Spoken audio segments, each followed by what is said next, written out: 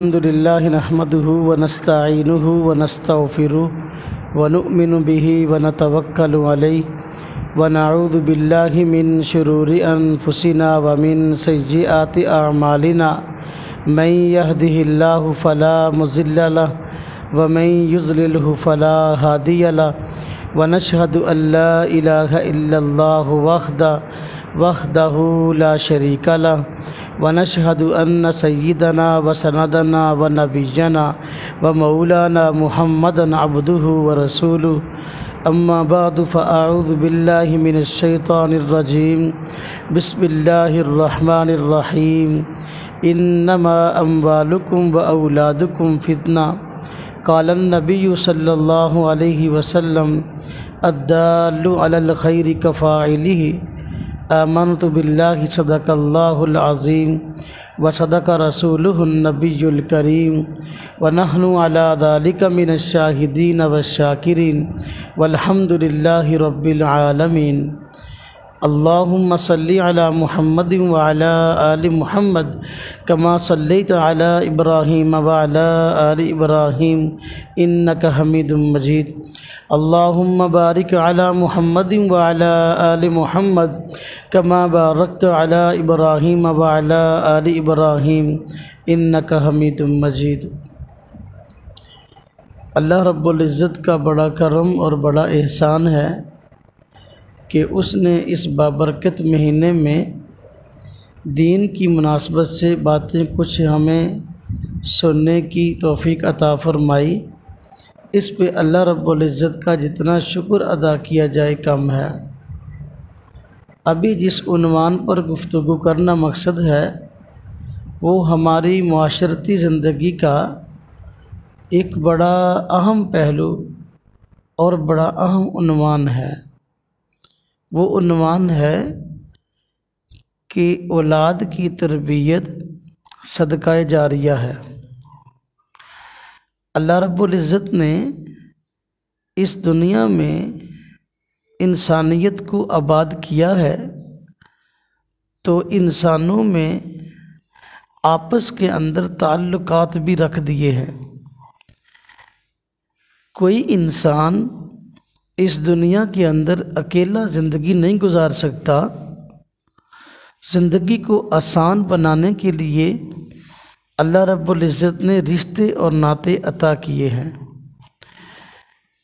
جتنے رشتے اللہ پاک نے انسان کو عطا کیے ہیں ان رشتوں میں سب سے عظیم اور سب سے خیر خواہ رشتہ والدین کا ہے۔ پوری دنیا میں اگر انسان کا دنیا میں سب سے خیر خواہ رشتہ ہے تو وہ والدین ہے۔ والدین کبھی بھی اپنی اولاد کا نقصان نہیں سوچتے، ہمیشہ اپنے بچوں کی خیر خواہی سوچتے ہیں۔ والدین کی کوشش ہوتی ہے کہ اپنے بچوں کا مستقبل ایسا بنا دیں کہ پوری زندگی ان کو وقت گزارنے میں معاملات کرنے میں مشکل پیش نہ آئے۔ تو والدین اس دنیا میں سب سے بڑا خیر خواہ اور سب سے بڑا عظیم رشتہ ہے جو اللہ پاک نے عطا کیا ہے۔ اولاد یہ والدین کے زیر سایہ زندگی گزارتی ہے اور اولاد کی کامیابی اسی وقت متصور ہوگی جب والدین کے زیر سایہ ان سے تربیت کروا کے اپنی زندگی گزارے۔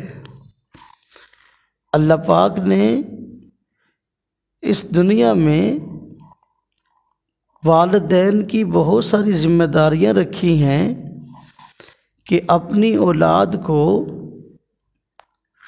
بہتر سے بہتر زندگی گزارنے کے لیے تربیت فراہم کرے۔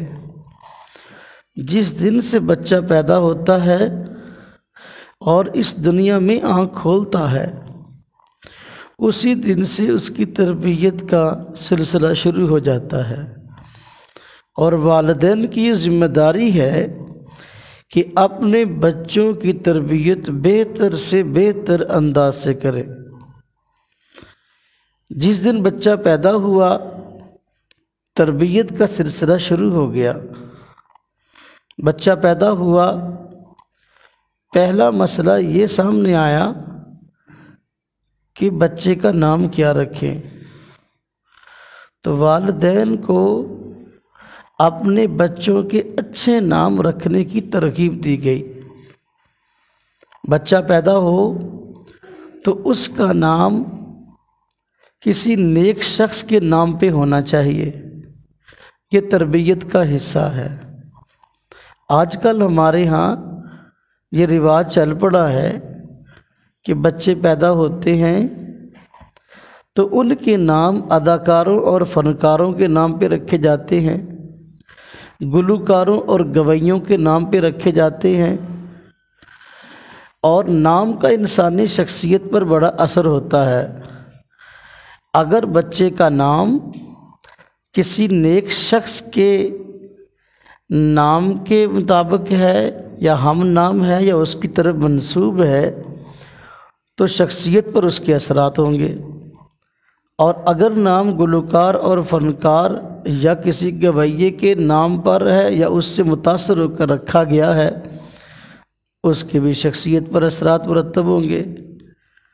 مستقبل میں بچے کی بہتری میں نام کو بڑا دخل ہے، اس لیے شریعت نے والدین کی ذمہ داری لگائی ہے کہ اپنے بچوں کے نام بہتر سے بہتر اور اچھے نام رکھیں۔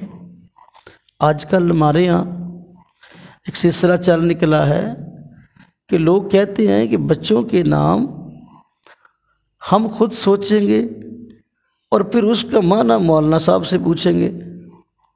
لوگ نام خود چن لیتے ہیں اور پھر معنی مولانا صاحب سے پوچھتے ہیں۔ بس اوقات ہمیں فون آتا ہے کہ مولانا صاحب ہمارے یہاں بچہ یا بچی پیدا ہوئی ہے، ہم نے اس کا یہ نام رکھا، اس کا معنی کیا ہے؟ تو میں اکثر ایسے حضرات کو معنی نہیں بتاتا، میں کہتا ہوں کہ جس نے آپ کو نام بتایا معنی بھی اس سے پوچھ لے۔ ہمیں معنی پوچھنے کے لیے نہ رابطہ کیا کریں، ہم سے رابطہ جو ہے وہ بچوں کا نام رکھنے کے لیے کیا کریں۔ تو تربیت کا حصہ ہے کہ بچے کا نام والدین کی ذمہ داری ہے کسی نیک شخصیت کے نام پر رکھیں۔ حضور نبی پاک صلی اللہ علیہ وسلم کے نام پہ، صحابہ کرام کے نام پہ، اولیاء کرام کے نام پہ، انبیاء علیہم السلام کے نام پہ، بچی ہے تو امہات المومنین کے نام سے، حضور نبی پاک صلی اللہ علیہ وسلم کی صاحبزادیوں کے نام پہ، یا اور نیک شخصیات جو گزری ہیں ان کے نام پہ۔ تو نام کا بڑا اثر ہے۔ تربیت کا پہلا حصہ یہ ہے کہ والد اپنے بچوں کا نام اچھا رکھے۔ اب اس کے بعد بچہ اس دنیا میں آنکھ کھولتا ہے تو بچے کی جو بنیادی ضرورتیں کھانا پینا، رہائش اور تربیت ہے نا جی، والدین کی شفقتیں بچے کو ملتی ہیں تو بچہ پروان چڑھتا ہے۔ اب بچپن میں ہی بچوں کو اگر یہ ذہن دیں گے اور بچوں کی تربیت اس طرح کریں گے کہ وہ صلحاء اور نیک لوگوں جیسے بنے تو مستقبل میں نیک ہی بنیں گے۔ لیکن اگر بچپن کے اندر ہی ان کو ذہن ایسا دیا گیا کہ نیک لوگوں کا نہ ان کو تعارف کرایا گیا، نہ نیک لوگوں جیسا بننے کا ان کو شوق پیدا کیا گیا، تو مستقبل میں ان کو نیکی پر آنا بڑا مشکل ہے۔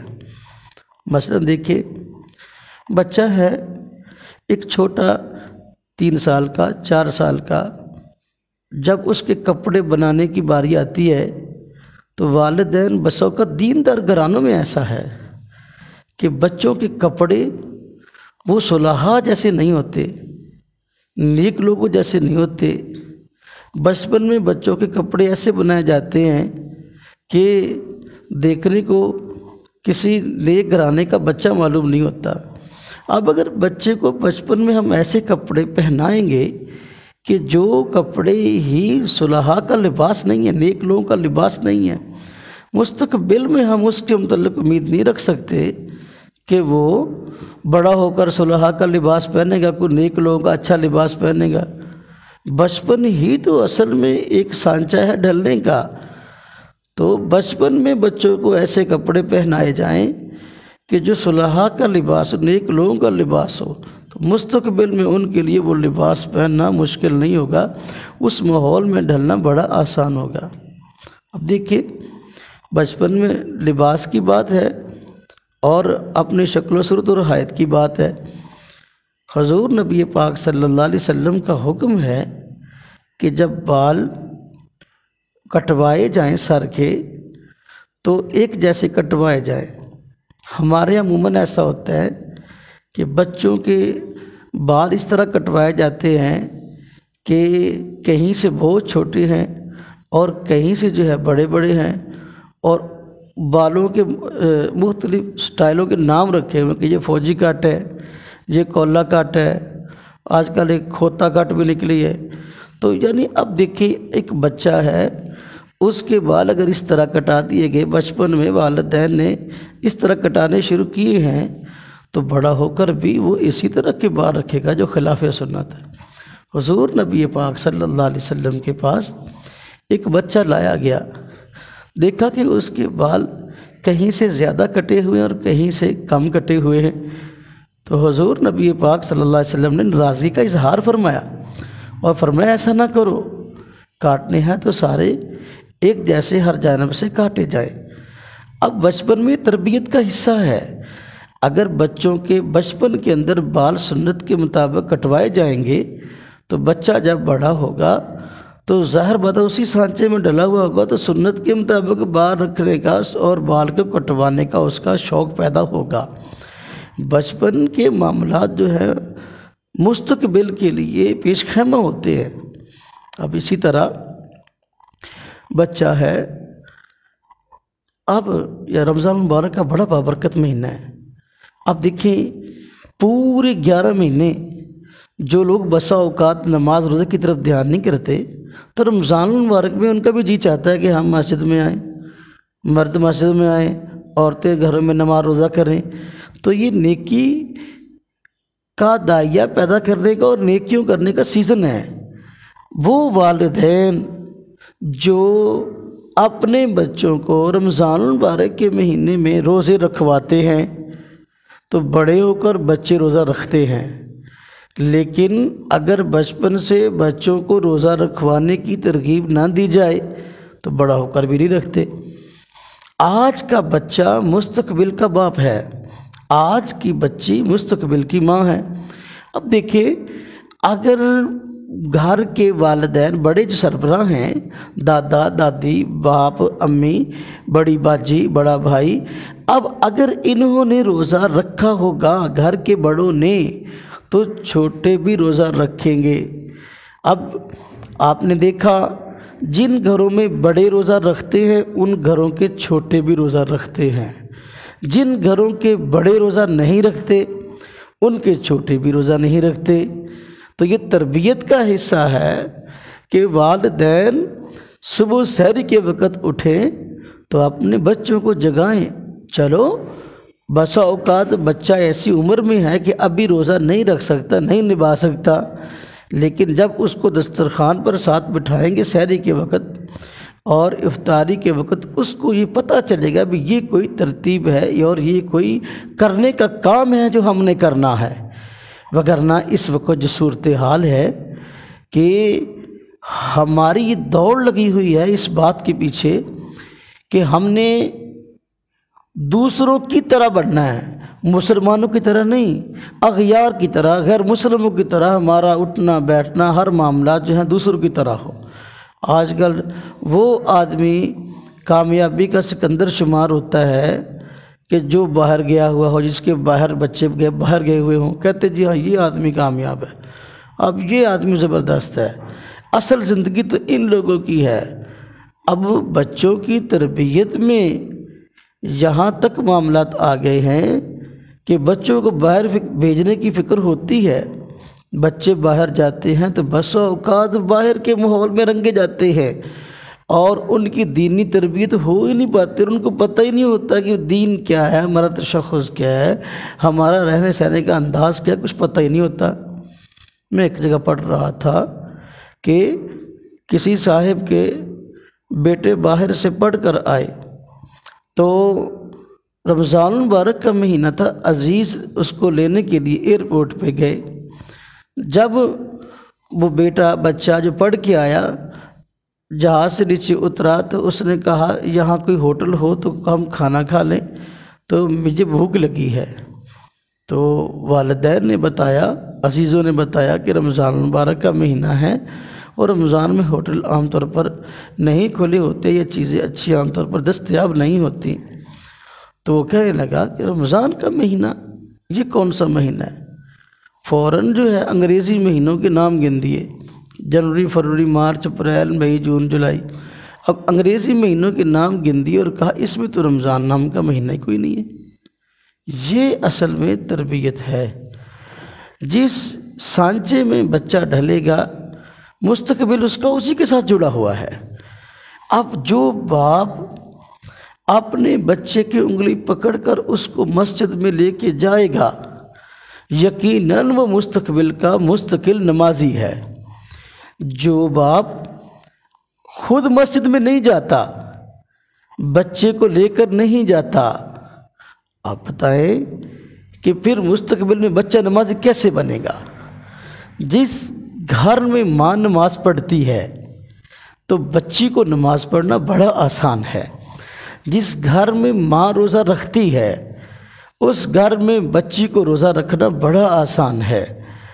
تو والدین یہ دنیا میں سب سے خیر خواہ رشتہ ہے اپنی اولاد کا۔ جتنی خیر خواہی والدین سوچ سکتے ہیں کوئی اور نہیں سوچ سکتا، لیکن خیر خواہی والدین بھی تب سوچیں گے اگر ان کی کوئی دینی سوچ ہوگی۔ تو دینی فکر پہلے بڑوں میں پیدا ہونا ضروری ہے تاکہ اولاد میں پیدا کر سکے، اور اولاد میں دینی فکر ہوگی تو مستقبل میں اپنی زندگی دین کے مطابق گزار سکیں گے۔ اب حضور نبی پاک صلی اللہ علیہ وسلم کا فرمان ہے بچہ 7 سال کا ہو جائے تو نماز کا کہو، اور 10 سال کا ہو جائے نہ پڑھے تو مارو۔ اب وہ والد تو اپنے بچے کی پٹائی کرے گا نماز نہ پڑھنے پر کہ جو خود نماز پڑھتا ہے، اور وہ ماں جو خود نماز پڑھتی ہے وہ اپنی بچی کی پٹائی کر سکتی ہے نماز کے نہ پڑھنے پر، لیکن جو والد اور والدہ خود نماز نہیں پڑھتے تو وہ اولاد کو نماز کے لیے کیسے کہیں گے یا کیسے ان کو اس طرح تربیت کریں گے؟ رمضان المبارک کا بڑا بابرکت مہینہ ہے، یہ دینی ماحول میں اور دینی سانچے میں ڈھلنے کا مہینہ ہے۔ اللہ رب العزت کی ذات اقدس نے ہم پہ کرم فرماتے ہوئے یہ مہینہ عطا کیا، اس میں نیکیوں کی عادت پڑ جائے، گناہوں سے باز آنے کی عادت پڑ جائے، باقی 11 مہینے پھر اسی ماحول کے مطابق زندگی گزارنے کے لیے آگے مواقع فراہم ہو جائیں۔ آپ دیکھیں، میں نے عرض کیا کہ والدین کا بڑا کردار ہے اولاد کو نیک رستے پہ لانے پر۔ اب پردے کا معاملہ ہے، خواتین اللہ رب العزت نے حکم دیا ہے کہ پردہ کریں۔ اب جو ماں خود پردہ کرتی ہے عملاً تو بچی کو پردہ کروانا بڑا آسان ہے، لیکن اگر ماں خود پردہ نہیں کرتی تو بچی کو پردے کا کیسے کہہ سکتی ہے، اور کیسے جو ہے گھر کا آگے مستقبل کا بچوں کا ماحول بن سکتا ہے پردے کے لیے؟ والدین یہ اصل میں بچوں کے مستقبل کا ذمہ دار ہیں۔ اگر والدین نے تربیت صحیح طرح کی آگے مستقبل کے معاملات ہیں۔ میں نے عرض کیا ایک بچہ وہ مستقبل کا باپ ہے، بچی مستقبل کی ماں ہے، اور باپ اور ماں اگر نیک ہوں ان کی نیکی کا اثر اگلی نسلوں تک منتقل ہوتا ہے۔ جس طرح کہ ابھی ہمارے بیان کا عنوان ہے تربیت اولاد صدقہ جاریہ ہے، میں اس عنوان کو بھی سمجھاتا ہوں۔ اگر باپ نیک ہو تو اس کی نیکی کا اثر اور اس کی نیکی کا فائدہ، اس کے نیک ہونے کا فائدہ اگلی نسل تک جاتا ہے۔ قرآن کریم میں اس کی دلیل موجود ہے۔ سورہ کہف کے اندر 15ویں پارے کے آخر میں اور 16ویں پارے کے شروع میں حضرت سیدنا موسیٰ علیہ السلام اور حضرت خضر علیہ السلام کا واقعہ ذکر کیا گیا ہے۔ ایک خاص پس منظر میں حضرت موسیٰ علیہ السلام کو حکم دیا گیا کہ حضرت خضر علیہ السلام کے پاس جائیں اور کچھ وقت وہاں گزاریں۔ حضرت خضر علیہ السلام نبی بھی ہیں، ان کی کچھ ڈیوٹی تکوینی امور پر بھی ہے، کائنات کے بعض معاملات کے چلانے میں جس طرح فرشتوں کی ڈیوٹی اس طرح ان کی بھی ڈیوٹی ہے۔ حضرت خضر علیہ السلام نے 3 کام ایسے کیے تو حضرت موسیٰ علیہ السلام کو اس پہ اعتراض ہوا۔ واقعہ لمبا ہم نے سب نے سنا، اس کو بیان کرنے کی ضرورت نہیں۔ تو 3 کام اس میں جو کیے، ان میں ایک کام ایسا تھا اور یہ تھا کہ ایک دیوار ایک علاقے کی ٹیڑھی ہوئی تھی، گرنے کے قریب تھی۔ تو حضرت موسیٰ علیہ السلام کے ساتھ مل کر حضرت خضر علیہ السلام نے اس دیوار کو درست کر دیا اور وہ دیوار سیدھی کر دی۔ علاقے کے لوگ ذرا طبیعت کے اچھے نہیں تھے، ان لوگوں سے بھوک لگی تو کھانا طلب کیا، کھانا مانگا، انہوں نے کھانا بھی نہ دیا۔ تو اس پہ موسیٰ علیہ السلام کو پریشانی ہوئی کہ دیکھو لوگ تو ایسے تھے لیکن ان کے ساتھ کیسا معاملہ کیا کہ دیوار دیکھو علاقے کے لوگوں کی ٹیڑھی تھی، ہم نے محنت کے ساتھ سیدھی کی ہے۔ تو جب کہ ان کا اپنا مزاج عجیب تھا، یعنی موسیٰ علیہ السلام کو پریشانی ہوئی کہ ہمیں ایسا نہیں کرنا چاہیے تھا، جب یہ لوگ اچھے نہیں ہیں۔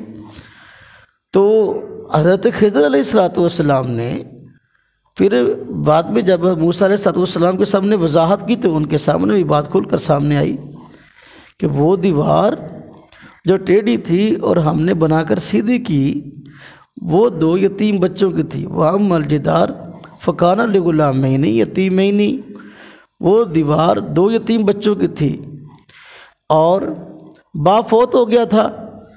تو دیوار کے نیچے باپ نے خزانہ دبایا ہوا تھا کہ بچے کل کو جوان ہوں گے تو دیوار کے نیچے سے خزانے کو حاصل کر لیں گے اور اپنے لیے استعمال کر لیں گے۔ تو دیوار جو ہے وہ جب گرنے لگی تو خدشہ ہوا کہ وہ مال جو دیوار کے نیچے چھپایا گیا ہے ظاہر نہ ہو جائے۔ تو اس لیے حضرت خضر علیہ السلام کو حکم ہوا کہ اس دیوار کو سیدھا کر دے، دوبارہ بنا دے تاکہ خزانہ نظر نہ آئے۔ اب جو بات یہاں سمجھانے کی وہ یہ فرمایا گیا وَكَانَ تَحْتَهُ كَنْزٌ لَهُمَا، کہ دیوار کے نیچے خزانہ تھا بچوں کا، یتیموں کا۔ فرمایا وَكَانَ أَبُوهُمَا صَالِحًا، حضرت خضر علیہ السلام نے جو ان کے ساتھ نیکی کی، دیوار گرنے لگی تھی، دیوار کو سیدھا کیا، اس کی وجہ یہ بتائی کہ وَكَانَ أَبُوهُمَا صَالِحًا، کہ وہ یتیم بچوں کا جو باپ تھا وہ نیک تھا، وہ نیک تھا تو ان کے بچوں کے ساتھ بھی نیکی کی گئی۔ اس سے معلوم ہوا باپ اگر نیک ہو تو اس کی نیکی کا فائدہ اگلی نسلوں کو ہوتا ہے، یہی صدقہ جاریہ ہے۔ تربیت اولاد عنوان ہمارا قائم ہوا آج کے بیان کا، تربیت اولاد صدقہ جاریہ ہے۔ توجہ کیجیے گا، اولاد کی تربیت کرنا یہ صدقہ ہے۔ صدقے کا اطلاق مختلف نیک کاموں پر ہوا ہے، جس طرح کہا گیا نیک اچھی بات کہنا بھی صدقہ ہے۔ ہاں جی، تو مختلف قسمیں ہیں اس کی۔ تو اولاد کی تربیت بھی صدقہ ہے، اور ایسا صدقہ ہے صدقہ جاریہ ہے۔ ایک صدقہ ہوتا ہے وقتی اور ایک ہوتا ہے جاریہ۔ وقتی وہ ہوتا ہے کہ جس سے وقتی طور پر جو ہے اپنا نفع حاصل کیا گیا اور اس کا ثواب مل گیا، اور جاریہ وہ ہوتا ہے جس کا نفع بھی دائمی ہے نہ ختم ہونے والا، اور اس کا اجر بھی دائمی ہے نہ ختم ہونے والا، یہ صدقہ جاریہ ہے۔ اب اولاد کی تربیت صدقہ جاریہ ہے، وہ کیسے کہ اگر ایک باپ نے اپنی اولاد کی اچھی تربیت کی ہے اور وہ معاشرے کے اچھے لوگ بن گئے ہیں، مستقبل کے اندر یہ بچے جوان ہوں گے، ان کی شادیاں ہوں گی، یہ یقینی بات ہے کہ پھر اپنی اولاد کی اچھی تربیت کریں گے، اس لیے کہ باپ کی کوشش ہوتی ہے کہ میری اولاد میرے جیسی ہو۔ اب اگر ایک بچے کی بچپن میں اچھی تربیت ہوئی ہے تو وہ جوان ہو کر جب شادی کرے گا تو اس کی اولاد ہوگی تو اس کی خواہش ہوگی میری اولاد جو ہے وہ بھی میری طرح نیک ہو، نمازی ہو، پرہیزگار ہو، یہ وہ۔ اب ایک باپ نے اپنے بچے کی تربیت کی ہے تو وہ نیک ہے، تو یقینی بات ہے کہ جب اس کی شادی ہوگی، اس کے بچے ہوں گے، تو یہ بھی آگے جو اپنے بچوں کو اسی طرح نیک بنانا چاہے گا۔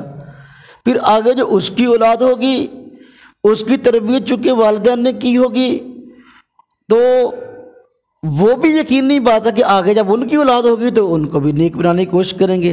اس طرح اچھی تربیت کا، نیکیاں پھیلانے کا لامتناہی سلسلہ، یعنی نہ رکنے والا سلسلہ شروع ہو جائے گا، آگے چین سے چین چلتی چلی جائے گی، اور اولاد کے اپنا باپ کے بعد اولاد نیک، پھر اس کے بعد وہ باپ بنا تو اس کی اولاد نیک، پھر آگے وہ باپ بنا تو اس کی اولاد نیک۔ یہ سلسلہ آگے نیکی کا اور تربیت کا چلتا ہی رہے گا اور چلتا ہی رہے گا، کبھی ختم ہونے والا نہیں ہے۔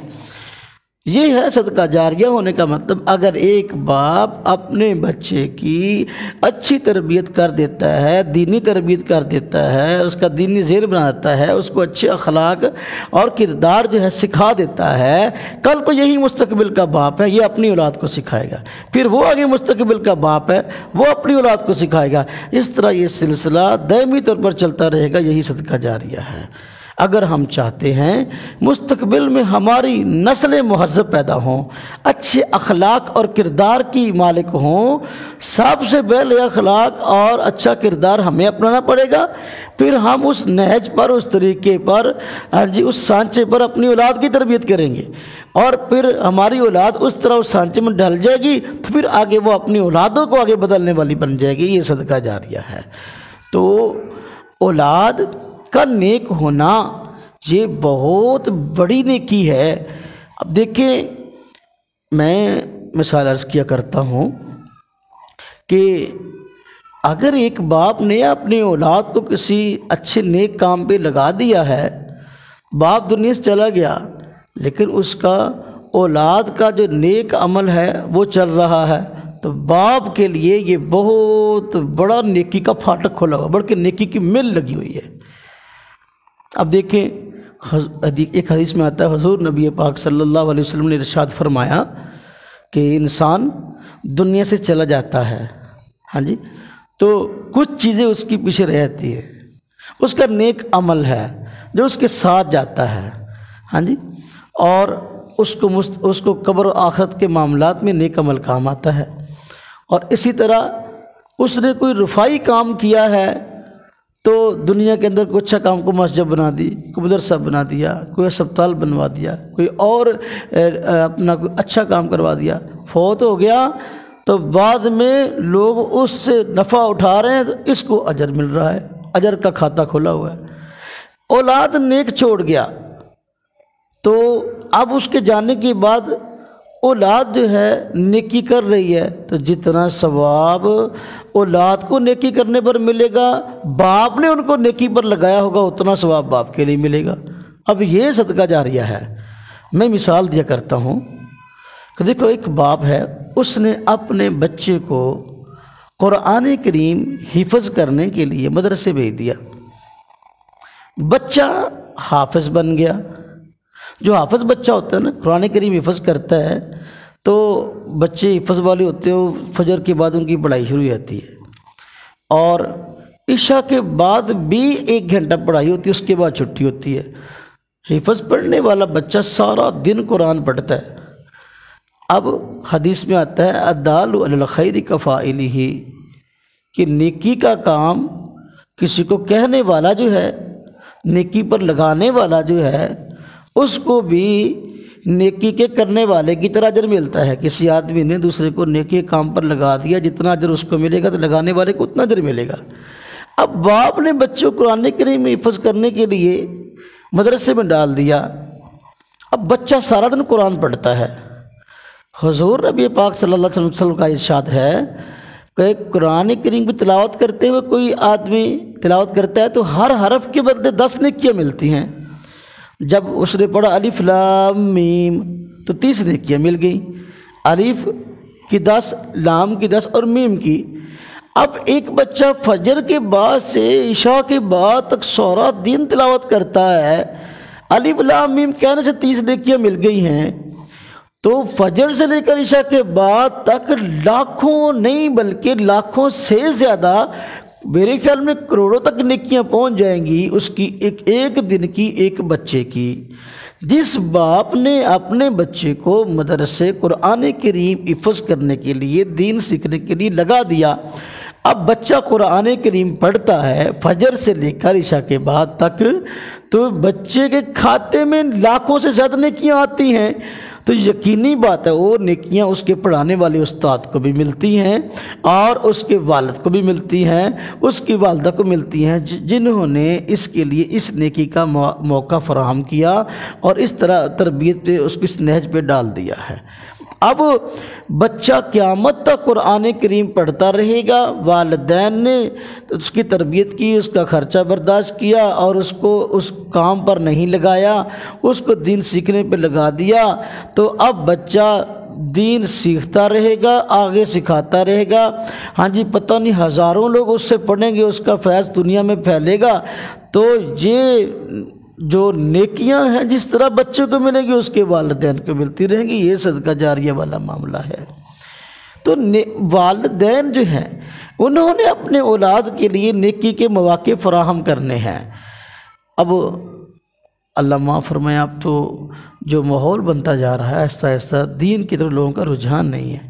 پہلے ایسا ہوتا تھا قرآن کریم پڑھنے کے لیے والدین بچوں کو مسجدوں میں بھیجا کرتے تھے، تو مسجدیں بھری ہوتی تھی صبح کے وقت، شام کے وقت جو ہے قرآن کریم ناظرہ پڑھنے والوں کی۔ اب ایسی عجیب صورتحال ہے کہ والدین ہی صبح کو فجر کی نماز کے لیے نہیں اٹھتے، بہت لیٹ اٹھتے ہیں، تو اولاد کو کیسے اٹھائیں گے؟ تو اس لیے مسجدیں اب قرآن کریم پڑھنے والے بچوں سے خالی ہیں۔ اب اگر باپ خود فجر کی نماز پڑھنے جاتا ہے تو بچے کو لے جائے گا اور وہ قرآن کریم جا کے پڑھے گا اور سیکھے گا، لیکن اگر والد خود ہی سویا پڑا ہے، امی خود ہی سوئی پڑی ہے، تو اولاد کو کیسے جگائے گی؟ اب فجر کی بات پڑھنے کی نہیں آتی، کیوں جی؟ ہاں جی لیٹ اٹھے ہیں جی، انہوں نے پھر جی دور سکول جانا جی، فلاں کرنا جی، ناشتہ کرنا جی، لیٹ ہو جاتے ہیں اگر یہ مدرسے پڑھنے کے لیے جائیں تو صبح کے لیے، اس لیے نہیں آئے۔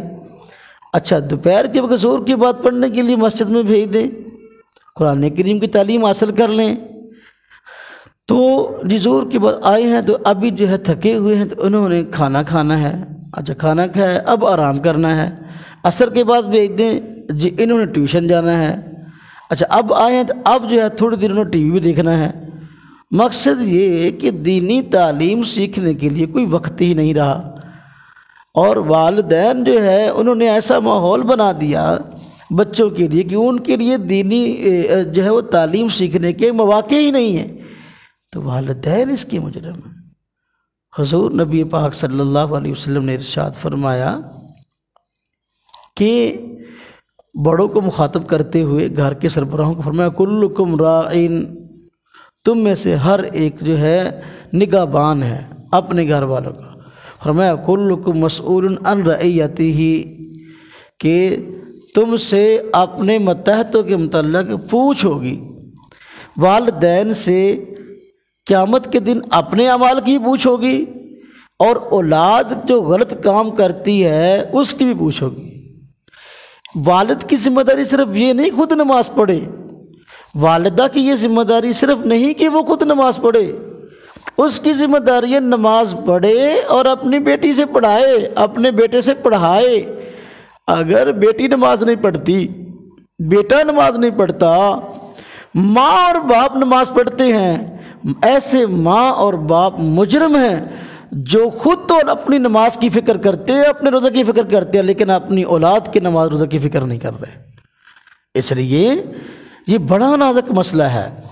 والدہ اور والد ان کی صرف یہ ذمہ داری نہیں کہ خود نماز پڑھیں اور خود روزہ رکھیں، بلکہ ان کی ذمہ داری یہ ہے کہ یہ خود بھی نماز پڑھیں، بچوں سے بھی پڑھائیں، خود بھی روزہ رکھیں، بچوں سے بھی رکھوائیں، یہ دوہری ذمہ داری ہے۔ ایسے والدین اللہ کے ہاں پکڑ کے قابل ہیں کہ جو خود نماز پڑھتے ہیں، خود روزہ رکھتے ہیں، لیکن اولاد کو نماز اور روزے کا نہیں کہتے۔ یہ بہت بڑی ذمہ داری ہے۔ مستقبل کے خاندان کی جو آگے آپ کہہ لیں کہ سوچ ہے، فکر ہے، مستقبل کے اپنے خاندان کا جو مستقبل کا تشخص ہے اور اس کی جو تہذیب ہے مستقبل کے خاندان کی، یہ اپنا والدین کے ہاتھوں ہے۔ اب ہم نے دیکھا بڑے بڑے دیندار گھرانوں میں بسا اوقات والدین اپنی اولاد کی تربیت کی طرف توجہ نہیں کرتے، اور نتیجہ یہ ہے کہ باپ بس اوقات بڑا نیک ہوتا ہے، دادا بس اوقات بڑا نیک ہوتا ہے، لیکن پوتا پڑ پوتا آگے جو ہے نا وہ ایسا اعلیٰ درجے کا فاسق ہوتا ہے کہ دنیا کان پکڑتی ہے کہ ہائے ہائے اس کا دادا تو بہت اچھا تھا، یہ کیسا ہے، اس کا باپ تو بہت اچھا تھا، اس کی امی تو بڑی نیک تھی، یہ کیسی بچی ہے، یہ کیسا بچہ ہے۔ تو اصل میں والدین کا تربیت میں بہت بڑا کردار ہے، اور والدین جتنی خیر خواہی اپنی اولاد کے ساتھ کر سکتے ہیں دنیا میں کوئی رشتہ نہیں کر سکتا۔ ہمیں چاہیے کہ اپنی اولاد کو اچھے اخلاق، اچھے کردار اور اچھے معاملات کا وارث بنائیں اور ان کی تربیت کریں۔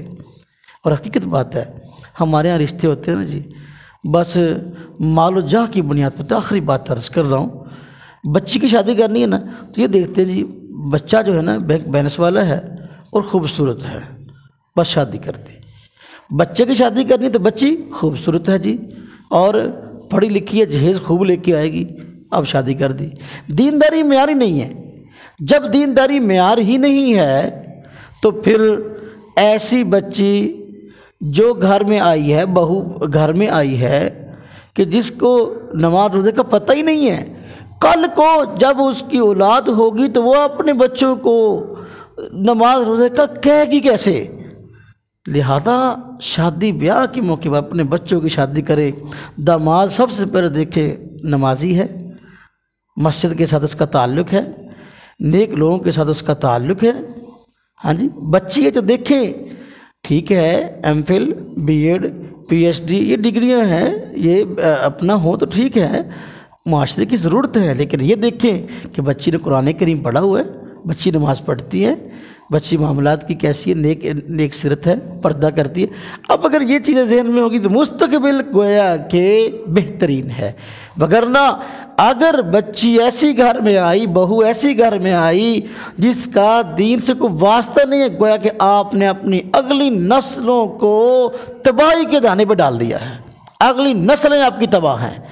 لہذا بس اوقات ایسا بھی ہوتا ہے ایک طرح بہو اگر نیک نہیں ہے اگلی نسل تباہ ہیں، اور بس اوقات بیٹی اپنی نیک ہوتی ہے، بیٹی حافظ قرآن ہے، بیٹی عالم دین ہے، لیکن آگے رشتہ جو آگے داماد ڈھونڈا ہے نہ وہ نمازی ہے، نہ ہی جو ہے وہ اس کا دین دار کے ساتھ کوئی تعلق ہے، بلکہ عجیب قسم کا ماحول ہے۔ اب یہ بچی اگر حافظ بھی ہے نا، جب اس ماحول میں بیچاری جاتی تو بس اوقات اس کو ایڈجسٹ ہونے میں جو ہے نا بڑی مشکلات ہوتی ہیں۔